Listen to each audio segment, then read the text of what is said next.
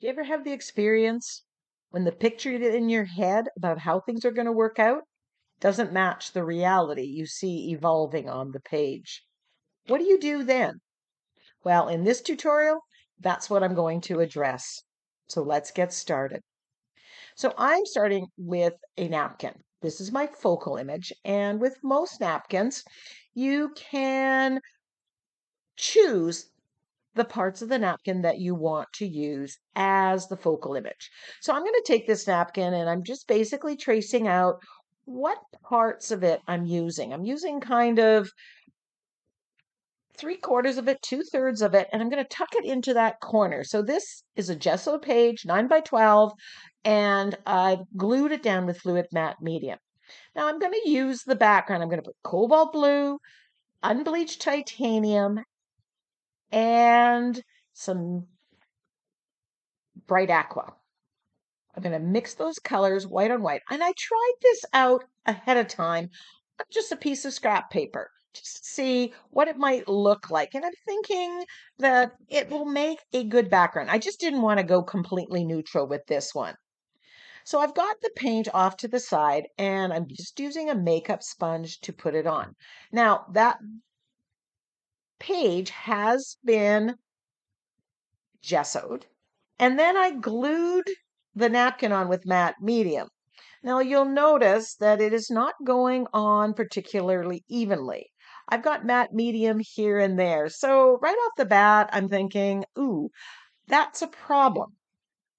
I would like this to be a little smooth. I have some dark areas there, and that's because either my gesso was uneven or I got some fluid matte medium on those parts, and it's just taking the paint in a different way.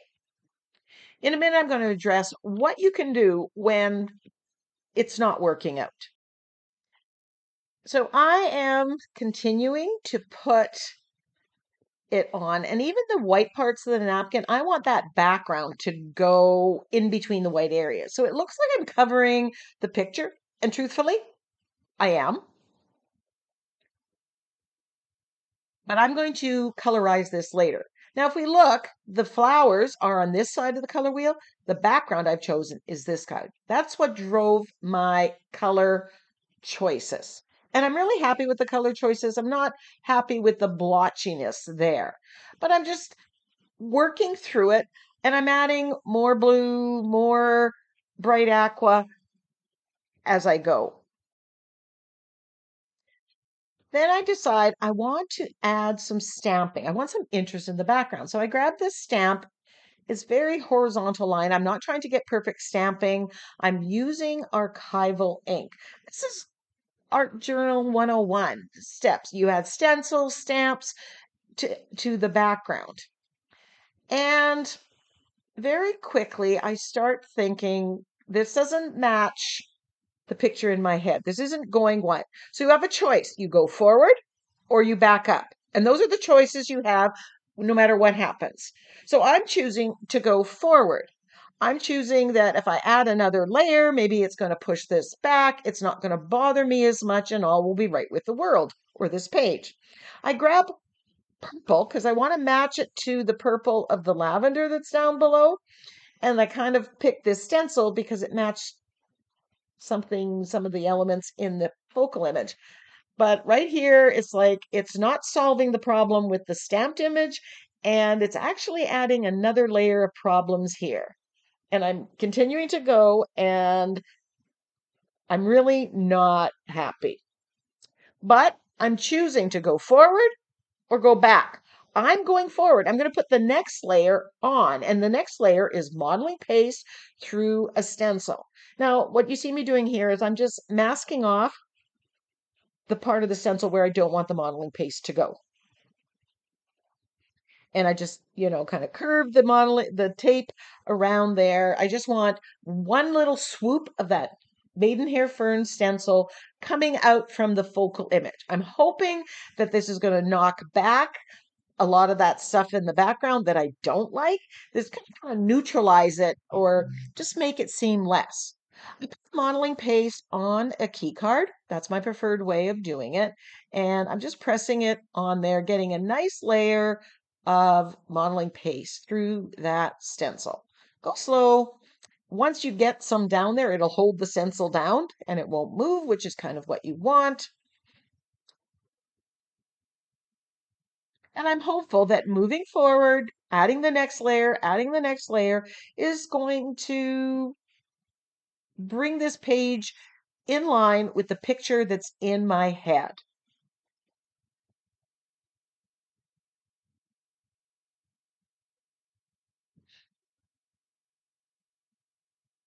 So right now, every time that it hasn't really worked out, I've just gone forward.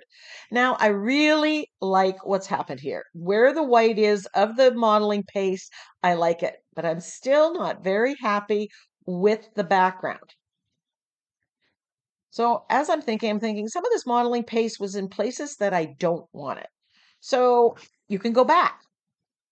Modeling paste, even when you've had it down there, can be removed. You can use a palette knife, just gently scrape it off and eliminate those that ended up where you did not want them, maybe a little too far out. So here I went backwards. I hit the erase button, so to speak. So now once that's completely dry, I'm assessing what's going on. I still don't like, especially that purple stenciling. And so I am choosing to go back here. I'm taking some of that bright aqua paint, the colors that I had in the background, the cobalt blue, the bright aqua, and the titanium, unbleached titanium, and I'm going over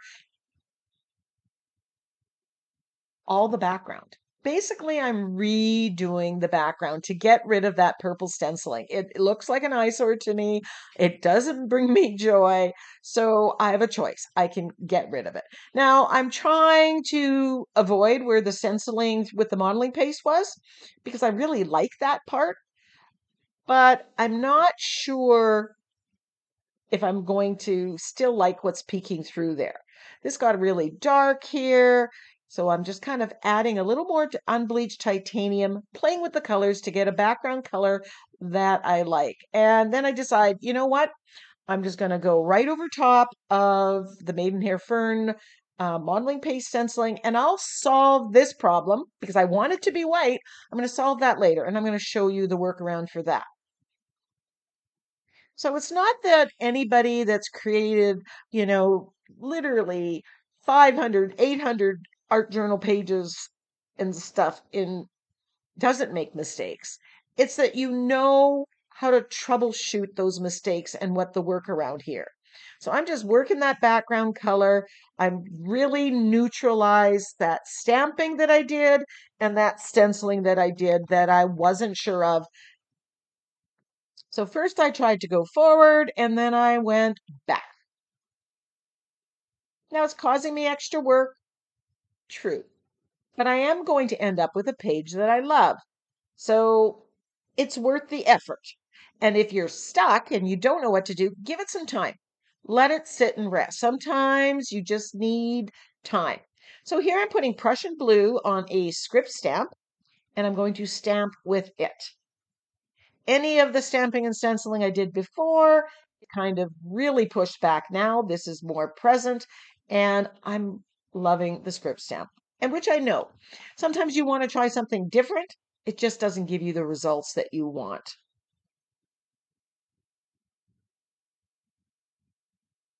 We all have our favorite stamps and stencils, the ones that just make creating easy. And a script stamp, text stamp are definitely one of those. So here I'm just putting the script stamp on, and I'm not looking for perfect stamping by any means because I like that look. Right now, I am much happier with my background, with the colors, with the patterning that's there. I will be addressing that Maidenhair Fern. But I thought I want another little detail. So I grab this net-like stencil and I'm using the bright aqua. And that's giving a very faint, ethereal kind of look to this stenciling. And I really like that look. It's not in your face. It's knocking back some of that script a little bit and adding some interest to my background. That's what you want to do. You don't want to be kind of hit with it over the head. You just want to have somebody go and say, "Oh, what's that there? You did that."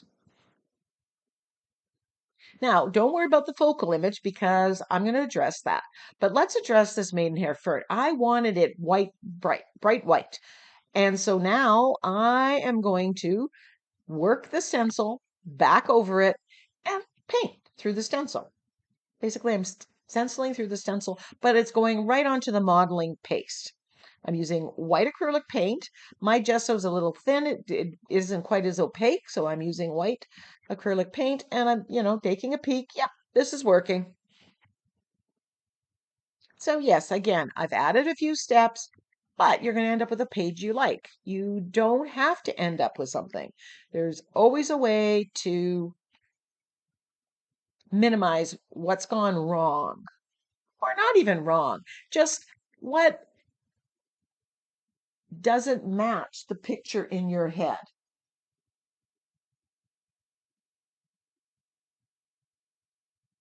The reality on the page doesn't match the picture in your head. So I'm going over this a couple times, leaving the stencil put because I want a fairly white, bright. Wow, I'm so happy that I did that extra work. I decide I want to add a little bit more, so I grab, a highly technical stamp here, my open cardboard, and I'm just making some white, introducing white into the background. This is just lightening it up.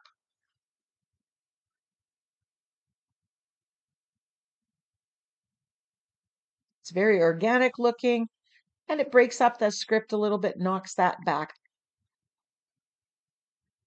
and adds a lot of interest to my background. So now we're going to address the focal image, and I am going to over paint it all with acrylic paint. Now, what I'm doing is I'm mixing white gesso with the colors that match. So for lavender, I've got deep violet, um, Prussian blue, quinacridone magenta. I'm mixing it on the brush, and I'm kind of more or less just globbing it on to make that lavender pop out. And I'm going to overpaint all of it. Now, when you're overpainting a napkin, what you want to make sure you do is seal the napkin, turn it into a non-porous surface with a coat of fluid matte medium or gel matte medium, if that's what you have. That makes it able to take the wet medium on top without wicking out and giving you an unpleasant look. So if you start over painting and it starts wicking out, stop, give it a coat of fluid matte medium, let it dry, and then overpaint. So I'm liking how the lavender is now popping out. Before you barely could see it because I had painted over it in trying to colorize that background. And I'm globbing on paint, adding highlights, lowlights. It doesn't have to be exactly like what was on the napkin, just a close approximation. I'm adding yellow to the other flowers because that just to make it a little brighter. Give a wash of acrylic paint. And then all the petals, again, I'm mixing with quinacridone magenta, alizarin crimson. I've got some orange mix. I just mix colors that are close to what's there. And it kind of is irrelevant what colors I'm using because a different brand is going to be a different color. So you just want to mix it on the side a little bit to test it out. And since you're over painting, and if you're doing all of it, if you're changing the color, it's all changed. And that's how you can actually tweak the color. So I'm putting some of the white gesso. This makes this look like I've hand painted it, not just glued down a napkin. I'm using the napkin as a base. I'm even using the color scheme as a jump off point. If it's getting too muddied and overworked, just let it dry. You can come back to it and add more detail. I'm adding some spikes here and building up the color. I want my focal image to pop. My background is pretty strong. They're going to feed off each other because they are on the opposite sides of the color wheel, like I'd shown you. So now I'm basically moving forward. I am happy with it. There is no need to do the little dance and solve problems. So hopefully you have caught on to, when something goes wrong, when it doesn't go right, when it doesn't match what's in your head, go forward, add another layer, something that's going to push it back, or go back, give it a wash, go back to start almost with a good coat of gesso. And I've done that sometimes.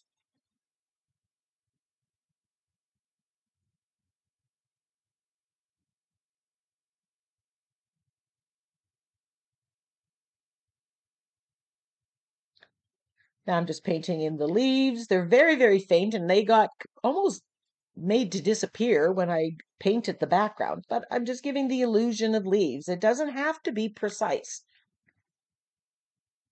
If I did make a leaf that looked right, I could paint it out, use a baby wipe, erase it, go back, right? Looking, I'm happy with it. I'm going to add some white here, white flowers. That really looks good against the maidenhead fern stenciling that I did. And I'm adding one here because it looks like something's missing. I'm grabbed the Moments and Memories sentiment pack. That's available as a digital download that you could purchase from Ninny's Napkins, where I got this lovely napkin. There's a link in the description box. I cut it out and separated it so that it flows across the page. I start reading up here and it drags my eyes down to the bottom. And I'm gluing this down with fluid matte medium. And now I'm shading around the exterior of my page. Sometimes I call this edging. It just makes everything, it frames the picture and just finishing off. And usually I use black.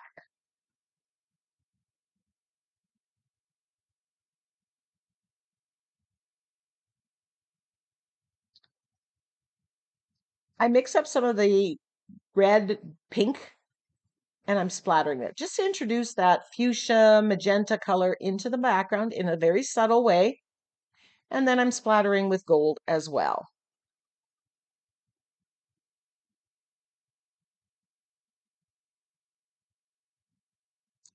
I grab my Stabilo All pencil and I'm outlining my sentiment. I'm grabbing an angle brush with water and just activating it, not just giving a little bit of shading around my sentiment just to set it off. I can use my Stabilo All pencil. It's not permanent, but I am not putting any wet medium after this, so that's why I can choose that one. And there we have the finished page. It was a bit of a ride. A few steps forward, a couple steps back, but we got the job done. And I love the texture. I love how this turned out. Well worth the dance. So when the picture in your head doesn't match what's happening on the page, remember, jump forward or go back. Until next time, go get creative.